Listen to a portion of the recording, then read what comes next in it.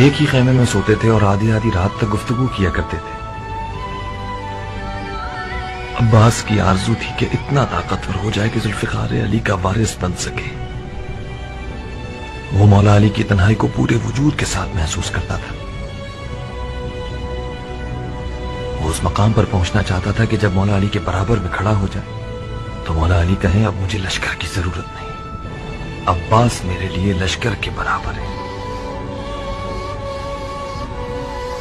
उन दिनों हम दोनों बच्चे थे, किसी गिनती में न थे। अब्बास इस बात पर बहुत नाराज था, बिलाखिर बर्दाश्त न कर सका। एक दिन मेरे बाबा मालिक के सामने खड़ा हो गया और तन कर कहने लगा कि मालिक, आपको आज मुझे अपने साथ मैदान में ले जाना होगा। बाबा मुस्कुराए। अब्बास को मजीद गुस्सा आया और शेर की तरह गुर्राया कि मालिक, आप समझते हैं कि मैं कमतर हूं? मैं आपसे मुकाबले के लिए तैयार हूं। अगर मैं जीत गया तो मुझे अपने साथ ले जाइएगा। मेरे बाबा फिर मुस्कुराए। अब्बास चिल्लाया कि मालिक, मैं मजाक नहीं कर रहा कि आप मुस्कुराए जा रहे हैं।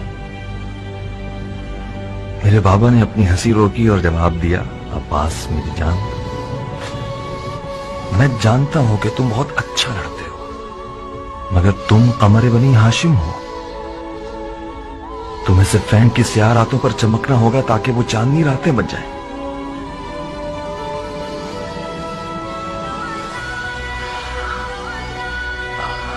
अब्बास ने जब ये ताबीर सुनी तो खामोश रहा।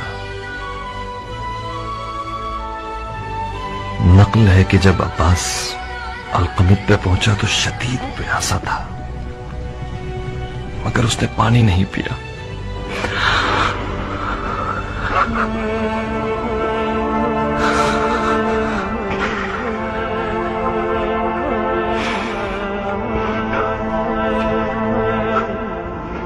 एक रात अब्बास पसीने में नहाया हुआ नींद से घबरा के उठा, बार बार अपने हाथों को और मुझे देखता था। मैंने पूछा, कोई ख्वाब देख लिया? उसने कहा, हाँ। मैंने पूछा, क्या ख्वाब देखा? टूटती हुई सांसों में मुझे जवाब दिया, इब्राहिम, मैंने ख्वाब में देखा कि मेरे हाथ नहीं है, मेरे हाथ खो गए थे। मैं अपने हाथों को ढूंढ रहा था कि अचानक मैंने गिद्ध के जैसा एक परिंदा देखा जिसकी चोंच में मेरे हाथ थे। वो मेरे हाथों को खाना चाहता था। मैंने उसे पत्थर से मारना चाहा, मगर मुझे ख्याल आया कि मेरे पास तो पत्थर उठाने के लिए हाथ नहीं। मैंने चिल्ला के कहा, वो लाशखोर, मेरे हाथों को मत खाओ, वो हाथ मेरे हैं। अचानक गिद्ध बोलने लगा, अब्बास, तुम इन हाथों का क्या करोगे जब तुम्हारे पास इतने प्यारे पर हैं? मैं भूखा हूं, मजबूर हूं, मेरे पर टूटे हुए हैं। तुम्हारे हाथ मुझे सैर कर देंगे। तुम अपने उन खूबसूरत परों के साथ परवास करो, जाओ आसमान पे उड़ो।